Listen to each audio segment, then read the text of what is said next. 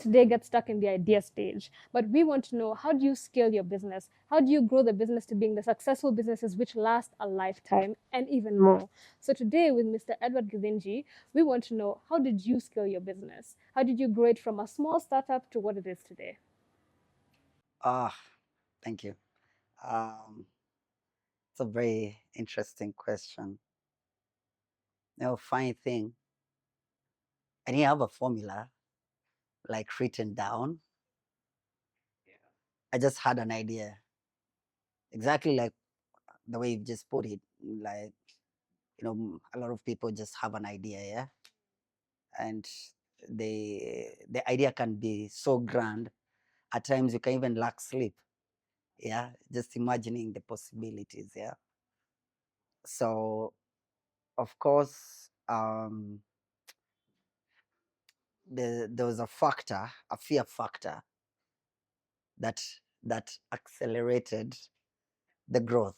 The fear factor is family, yeah, because see, when I quit employment, I had engaged my wife, and I was to do a wedding Eh, in 2010 wow.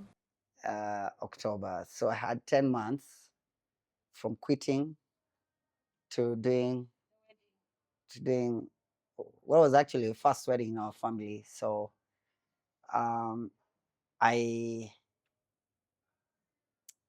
I remember I've never hustled my clients.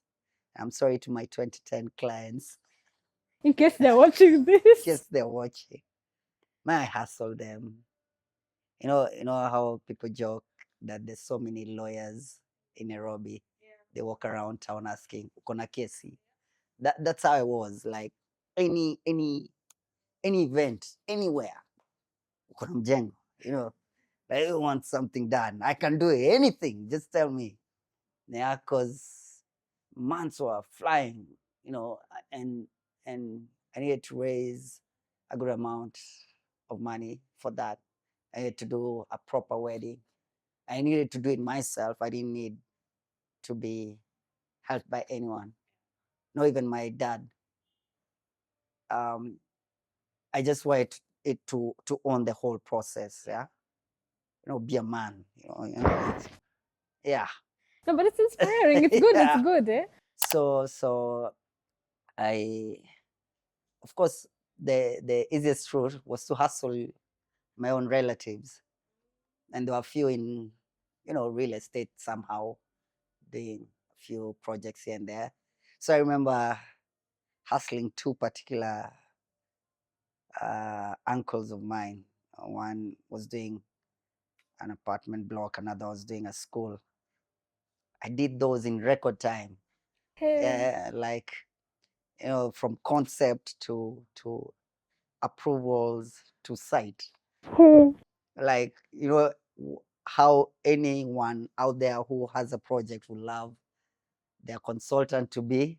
Yeah, I was punctual driven, and on time and everything. Yeah, so I delivered, but of course, also for them, they knew that there was this process coming up, so they were kind enough to pay my fees. So there was no haggling over fees, no. There was haggling. Okay. There's always been haggling. I have a story to that. So one of my first projects after graduating was my dad's. Yeah, there's something he was setting up at home, and I mean, that's your father. He's brought you up. Why would you? I mean, he's educated you. Yeah, that's true. He's given you so much.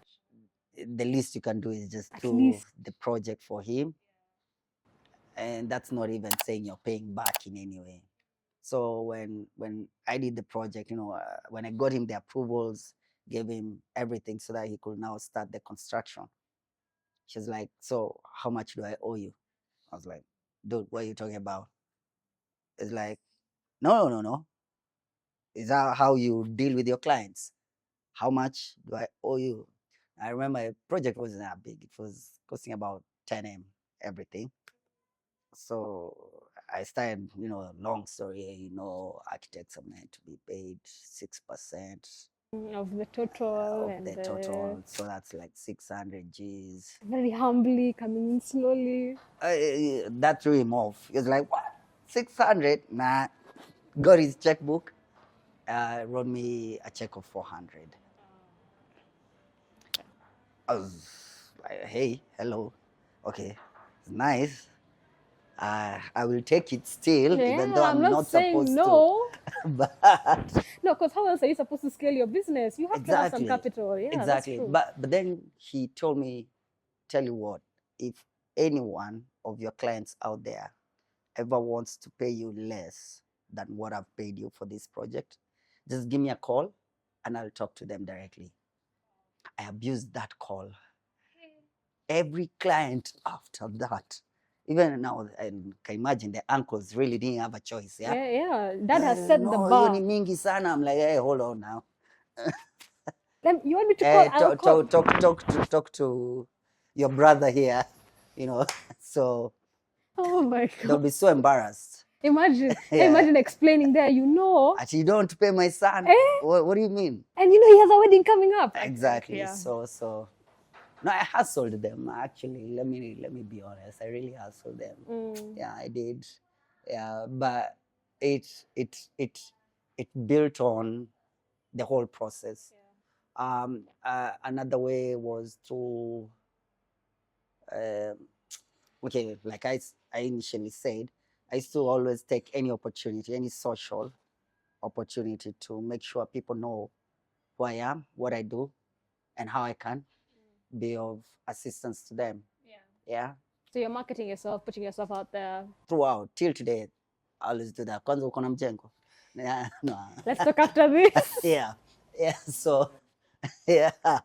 Yeah. So I always used to take that opportunity. So I remember that 2010, I talk a lot. So you can imagine I used that in acting. I used to act. Oh. Yeah, in church a lot. Okay. In Sitam Karen. And I made sure the MCs, who are most times pastors, mentioned after, because they used to do these narratives. Yeah. Like narrate a story, funny story. Yeah. With a friend of mine. He still is in the industry. It's called Fred Omondi. Yeah, so we used to do the narratives together based on current events and bring in a biblical perspective to it. Yeah. But I made sure every time the MC would point out as we were walking off stage, oh, by the way, this guy is an architect. Hey. So even I need to market myself that in church. Yeah. So I would get so many clients. Yeah. From there, like big clients. So it was actually working. Yeah, like very well connected clients, liquid clients. Yeah, so that aspect really grew me. That intentionality of using that as an avenue to market yourself really grew me. I also made sure my I retained clients, because it's one thing meeting you as a client, selling myself, you're impressed, I show you my portfolio, you see that I definitely can't do you the job that you want me to do. But then I've seen in so many cases a lot of people end up losing their clients along the way. Why? Because there is no follow-up. And see, with architecture, I'll give like an example of just doing someone's residential, their home to be. Yeah, that's a very, very personal project. Yeah, that's a dream. Something, if you're like me, you've been thinking about it since you are very exactly. You have a Pinterest board and everything. Exactly. Yeah. So you can imagine how much attention I need to give your dream, Mm. listen to you, follow up,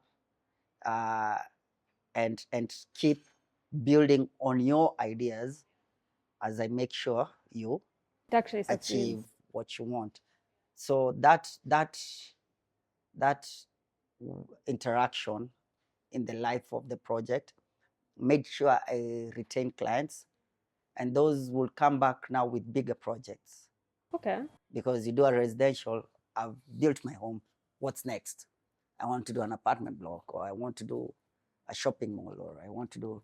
So I retained my clients. So a lot of my clients now, 17 years in practice, are return clients, like 3-4 times over.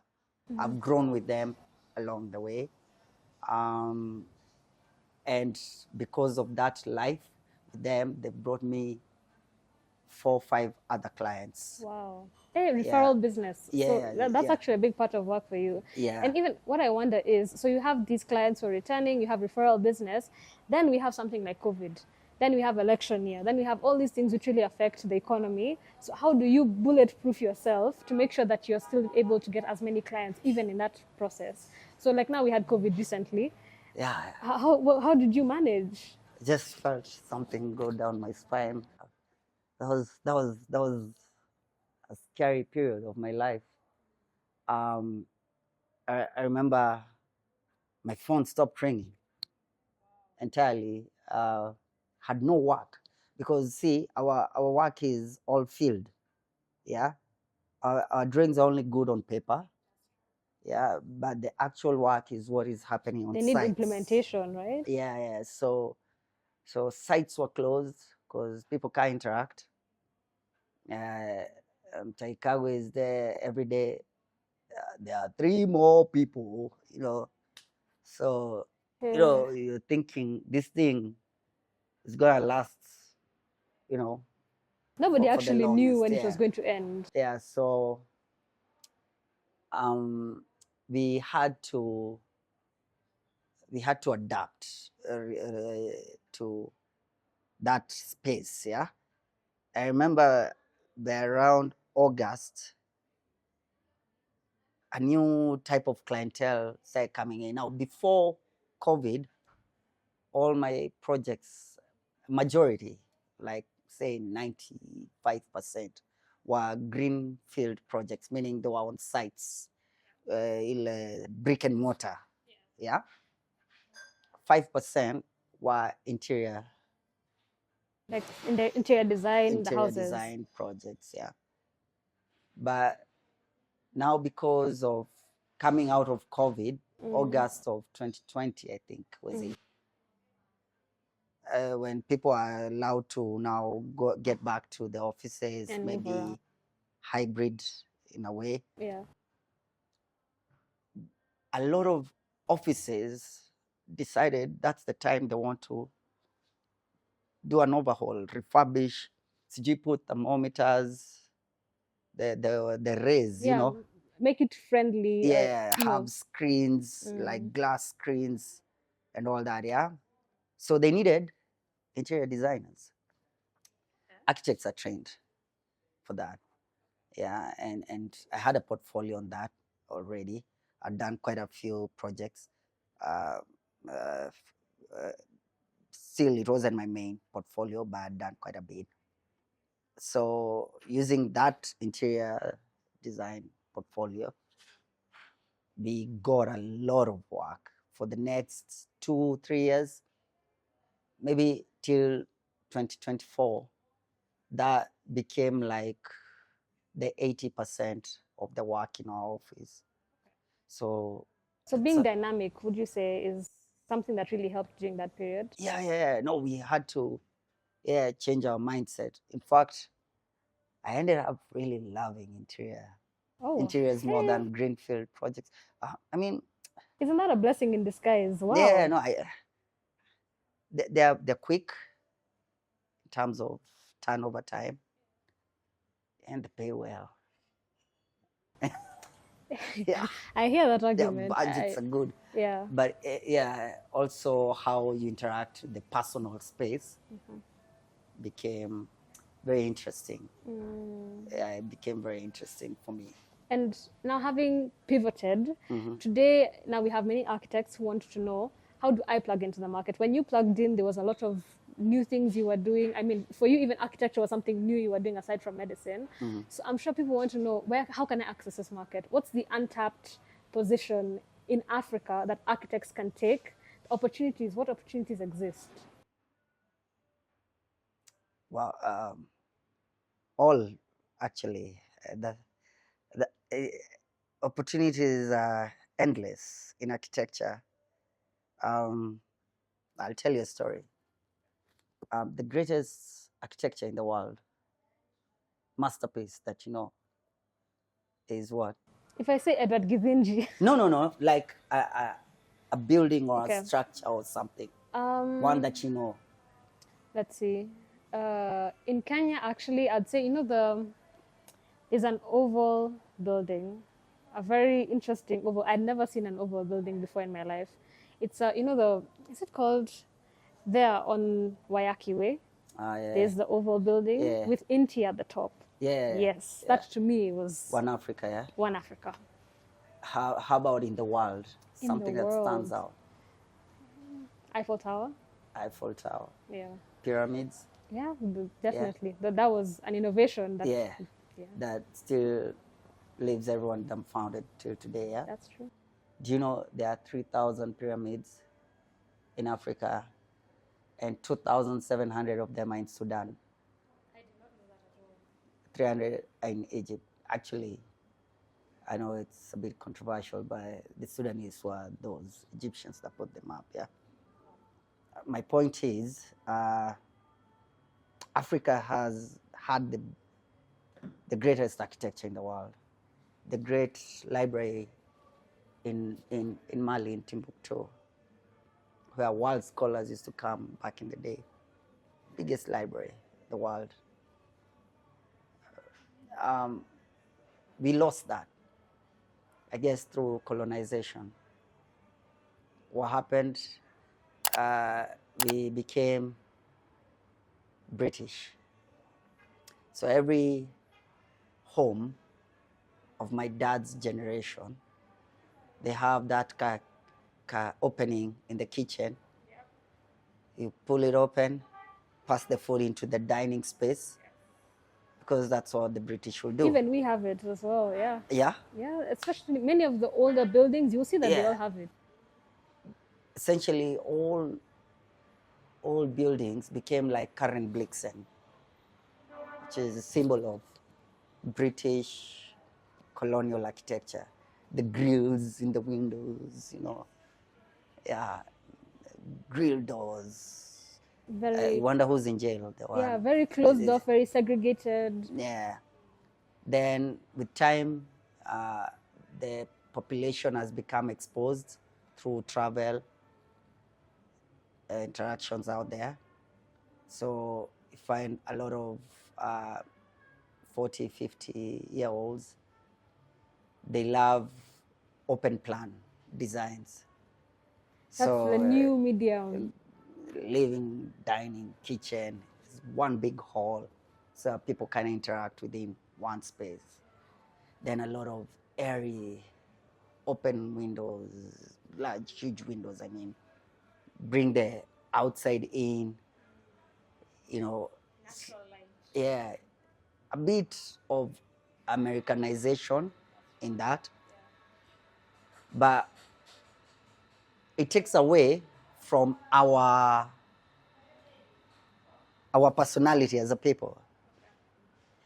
That's not who Kenyans are. We're not the kind that, will be seated down in a living room and we can see how potatoes are being peeled in the kitchen there. That's not how it's been. That's true. Yeah. There's always been places for different things, and yeah, even the old architecture where we had, the huts, there always used to be a place for cooking. They were separate from where people are sleeping, and the baraza outside where people would sit down and talk. Yeah, it was segregated in a way.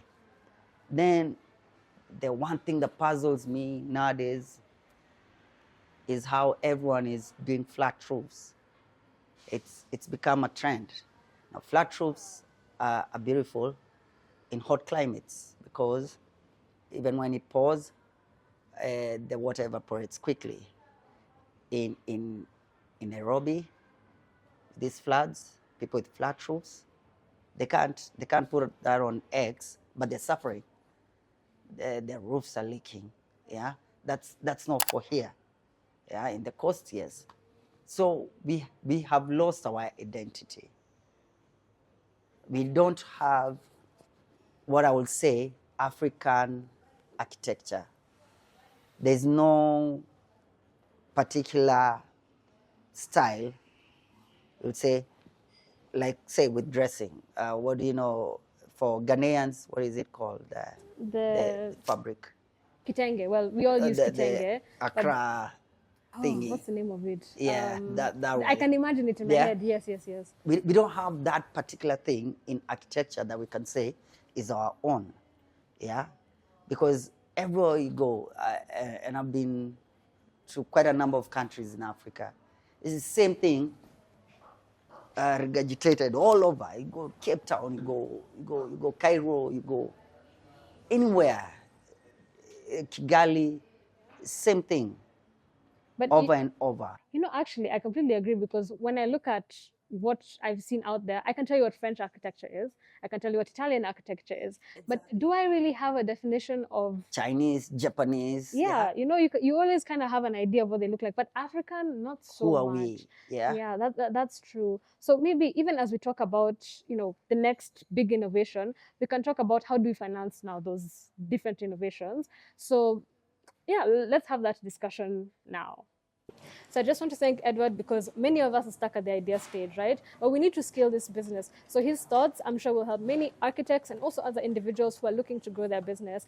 But we want to know finance. How do we plug in finance into our businesses?